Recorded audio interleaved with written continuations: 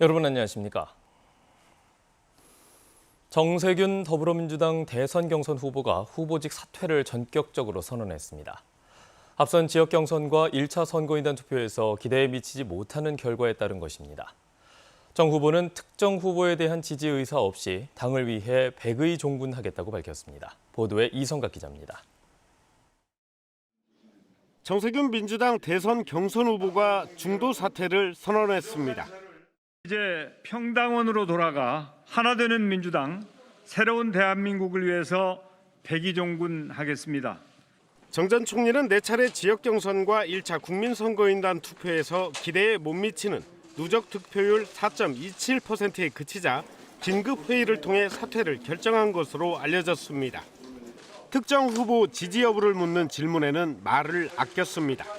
제가 민주당을 지지한다고 말씀드렸지 않습니까? 저는 일관되게 민주당을 지지할 것입니다. 이처럼 일단 후보 단일화에 선을 그은 가운데 호남 경선에서 정 전 총리의 지지 세력 표심의 향배가 주목됩니다. 정 전 총리 사퇴로 호남 경선이 이재명, 이낙연 후보의 뚜렷한 양강 구도로 치러질 가능성이 커지면서 정 전 총리 지지층 흡수가 변수가 될 전망입니다. 호남 출신 후보 사퇴로 이낙연 후보가 호남표 결집 효과를 볼 것이라는 분석이 있지만 전략적 선택 성향이 강해질 것이라는 전망도 있습니다. 기존의 호남의 전략적 선택의 기준이 본선 경쟁력이었기 때문에 오히려 밴드웨거닝 할 가능성이 더 높다고 봅니다. 정 전 총리 사퇴가 민주당 경선의 최대 승부처인 호남 대전에 어떤 영향을 미칠지 관심이 모아지고 있습니다. KBS 뉴스 이성각입니다. 이처럼 정세균 후보의 사퇴로 호남에서 정 후보를 지지한 세력이 어떤 결정을 할지가 주목되고 있습니다. 이 때문에 1차 슈퍼위크에서 과반 득표를 이어온 이재명 지사와 처음으로 누적 득표 30%를 넘은 이낙연 전 대표가 호남 경선에서 사활을 건 총력전에 들어갈 것으로 예상됩니다. 오는 25일 열릴 호남 대전을 김호 기자가 전망했습니다. 지난 주말 1차 슈퍼위크까지의 누적 득표율은 이재명 후보 51.41%와 이낙연 후보 31.08%, 지역 순회 경선과 1차 선거인단 투표까지 5연승을 거둔 이재명 후보는 대세론을 굳혀가는 모양새입니다. 하지만 의원직 사퇴로 배수진을 친 이낙연 후보는 처음으로 득표율 30%를 넘기며 추격의 시동을 걸었습니다. 오는 25일과 26일 열리는 호남 경선은 두 후보 모두 물러설 수 없는 최대 승부처입니다.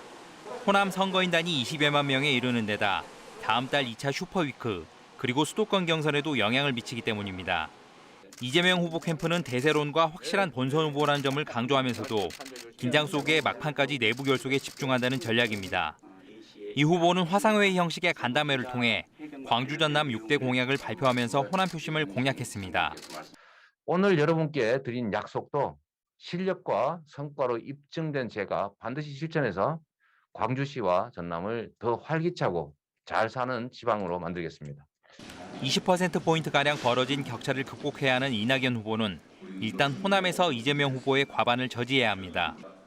이낙연 후보는 1차 슈퍼위크에서 이재명 후보와의 격차를 줄인 데 의미를 두고 안전한 후보를 선택해달라고 호소했습니다.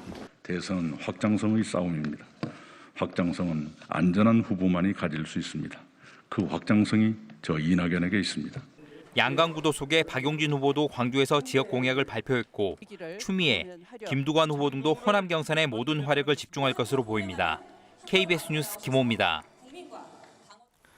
광주경찰청이 학동 붕괴 사고와 관련해 금품을 받고 철거업체 선정에 개입한 혐의로 문흥식 전 5.18 구속 부상자 회장에 대해 구속영장을 청구했습니다. 구속영장 심사는 오늘 오전 11시 광주지방법원에서 열릴 예정인 가운데 문 전 회장 측이 출석을 포기한 것으로 알려져 영장 심사는 서면으로 진행될 예정입니다. 한편 학동참사 시민대책위원회는 문 전 회장이 학동 재개발 사업과 관련해 철거업체 등으로부터 억대의 금품을 받아 청탁에 앞장서는 등 계약 비리에 개입했다는 의혹을 받고 있다면서 철저한 수사를 촉구했습니다. 오래된 그물이나 통발 등 바다에 버려지는 어구는 해양오염의 주범일 뿐만 아니라 선박 안전사고의 원인이 되기도 합니다. 그런데 수명이 다해서 못 쓰게 된 폐어구를 바다에 몰래 버리다가 적발되는 경우가 적지 않습니다. 보도에 손준수 기자입니다. 여수 앞바다에 어선 척이 서 있습니다. 선원으로 보이는 남자가 선착장을 등지고서 그물 덩어리를 바다로 버리기 시작합니다. 조금씩 바다로 흘려보내다가 배 안에 남아있는 그물을 모두 버립니다. 바다에 버려진 그물은 약 5kg. 불법 투기 현장을 목격한 어민의 신고로 덜미를 잡혔습니다. 바다에 버려진 폐어구는 어민들의 조업을 방해할 뿐만 아니라 선박을 자초시키거나 충돌 사고를 일으킵니다. 지난해 서남해안에서 발생한 선박사고의 12%, 121건이 그물 등 폐어구 때문에 일어났습니다. 연분기가 있고 부피가 커서 분리수거가 제대로 되지 않아 소각 처리 및 재활용 등의 어려움으로 바다에 버리는 경우가 있습니다. 한국수산자원공단 조사 결과 해마다 바다에 버려지는 어구는 4만 4천여 톤, 수거량은 4분의 1에도 미치지 못하고 있습니다. 이 때문에 버려진 어구가 바닷속에서 물고기를 잡는 이른바 유령어업으로 인한 피해도 갈수록 커지는 상황입니다. 어민들은 폐어구 처리를 위한 집화장 확대 등 현실적인 대안 마련을 촉구하고 있습니다. 나 못 잡죠. 그 양도 버릇이 바다 보는데 전부 바다에 가버리면 뭐 통발, 자방, 뭐 바다에 가보셔 비닐이요, 뭐 생활 쓰레기 엉망이요. 해양오염 방지를 위한 실질적인 대책 마련이 시급한 가운데 폐어구 처리 지원 방안이 담긴 수산업법 개정안이 최근 국회에 발의돼 논의 중입니다. KBS 뉴스 손준수입니다. 어제 오후 6시 기준 광주에서는 코로나19 신규 확진자 21명이 추가됐습니다. 이 가운데 12명은 외국인 확진자로 대부분 광주시가 외국인 등 고용사업장에 내린 행정명령에 따라 검사를 받고 확진된 사례입니다. 이 밖에도 북구 소재 중학교 집단 감염과 관련해 자가격리 중이던 일가족 4명이 확진됐고 유흥업소 종사자와 회사원 등도 잇따라 확진 판정을 받았습니다. 전남에서는 현재까지 확진자가 나오지 않았습니다. 광주 민간공항의 통합 시기를 군공항 이전과 연계한다는 내용의 국토교통부의 제6차 공항개발종합계획에 대해 지역 간의 찬반이 엇갈리고 있습니다. 광주 군공항 이전 시민추진협의회 등은 국토부의 이 같은 고시안은 지역 의견과 현실적 여건을 반영한 것이라며 군공항 문제에 대한 진척이 전혀 없는 상황에서 민간공항의 통합은 절대 불가하다고 밝혔습니다. 이에 반해 무안국제공항 활성화 추진위원회 등은 국토부의 고시를 철회하고 군공항 이전과는 별개로 올해까지 민간공항 통합 절차를 즉각 이행해야 한다고 맞섰습니다.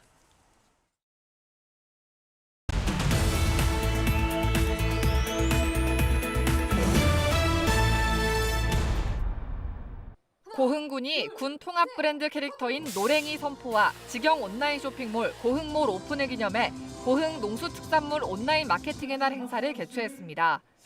이번에 선보인 캐릭터 노랭이는 고흥군의 대표 농산물 유자에서 착안해 만들어졌고 고흥군은 노랭이를 통해 다양한 시장의 고흥 농수특산물을 효과적으로 알려나갈 계획입니다. 광주은행이 추석 명절을 앞두고 지역 향토부대인 제31 보병사단을 방문해 1,000만 원의 위문금을 전달했습니다. 광주은행은 코로나19 장기화로 힘든 시기에 지역의 국토방위에 힘쓰는 향토부대 장병 여러분 덕분에 추석 명절에도 지역민들이 안심하고 보낼 수 있다며 장병들의 노고에 감사의 마음을 전한다고 밝혔습니다. 강진의 대표적 관광 명소인 가우도 모노레일과 출렁다리 준공식이 열렸습니다.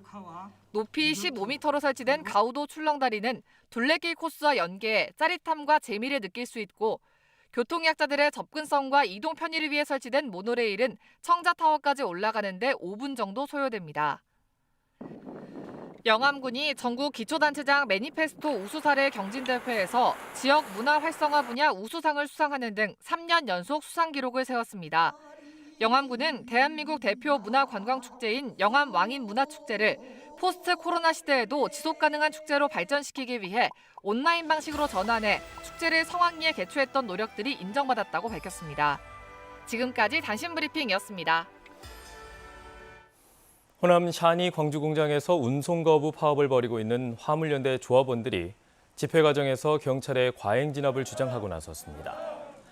민주노총 화물연대 광주본부는 어제 광주경찰청 앞에서 기자회견을 열고 지난 3일부터 11일 사이 진행된 집회에서 경찰이 24명을 연행하며 노조원을 과잉 진압했다고 주장했습니다.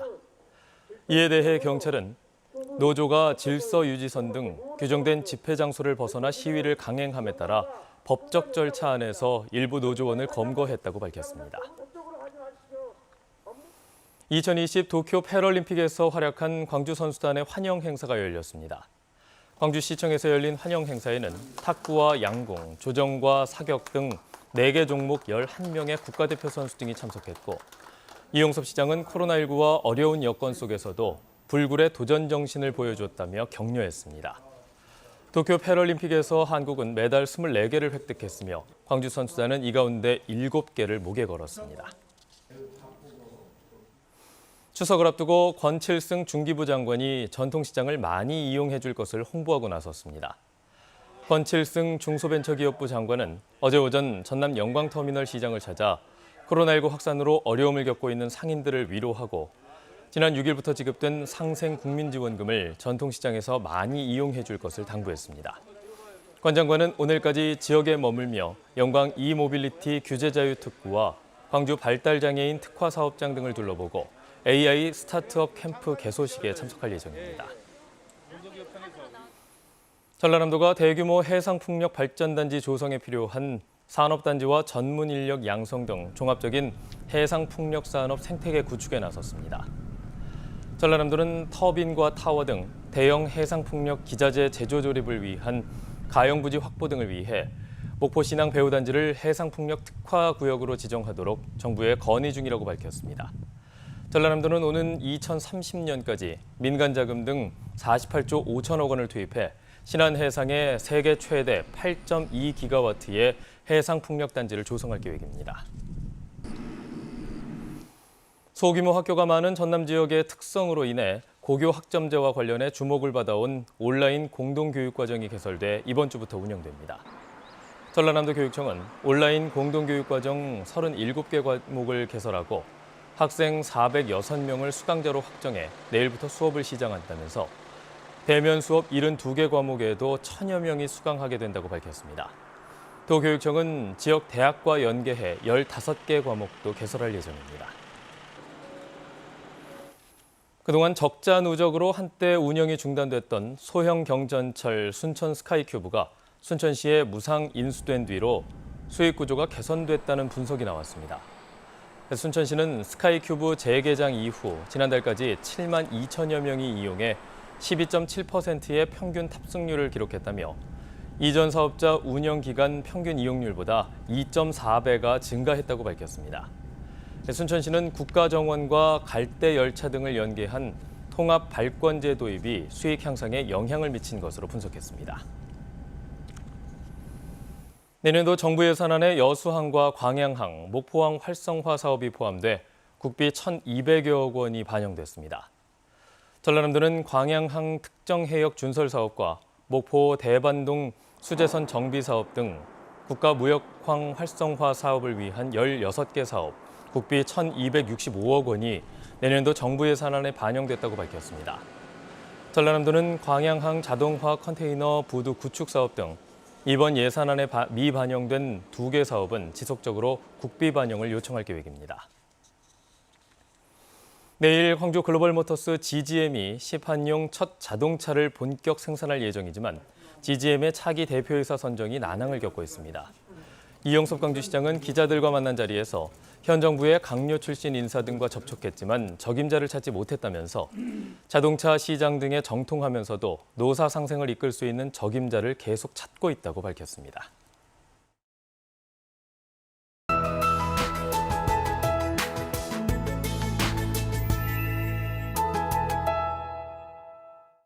제14호 태풍 찬투는 현재 중국 상하이 부근 해상에 위치해 있습니다. 목요일까지 이 부근에서 느리게 이동한 뒤 이후 우리나라로 방향을 틀면서 금요일 새벽에 제주 해상을 지나 금요일 오전 중에 전남 남해안을 통과하겠습니다. 이미 태풍의 간접 영향을 받아 남해안을 중심으로는 비가 내리고 있습니다. 특히 오늘 낮 동안에 남해안 지역의 빗줄기가 강해지겠는데요.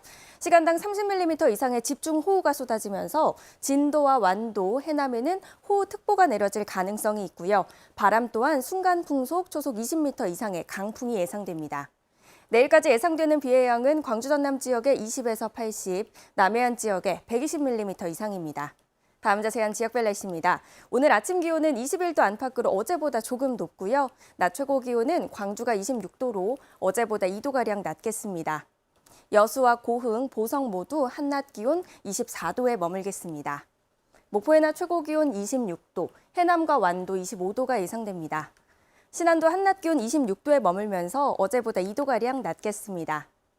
현재 해상에는 특보가 내려진 곳들이 많습니다. 서해남부 남쪽 먼바다에는 태풍경보와 풍랑경보가, 북쪽 먼바다와 남해서부 먼바다는 풍랑주의보가 발효 중인데요. 오늘 먼바다는 물결이 최고 5, 6m로 매우 높겠습니다. 태풍이 지나가고 주말부터는 다시 맑은 하늘 되찾겠습니다. 날씨였습니다. 뉴스를 마칩니다. 여러분 고맙습니다.